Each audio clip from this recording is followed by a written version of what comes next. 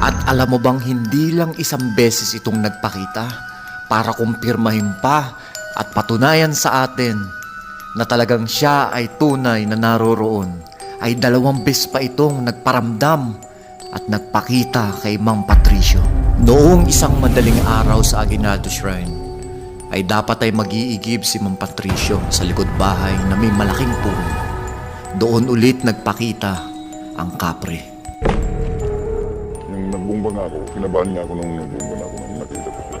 Lumingon ako ng ganyan. Nakita ko siya na malaking tao. Halos pumantay sa gate ang ano niya, yung pulo niya.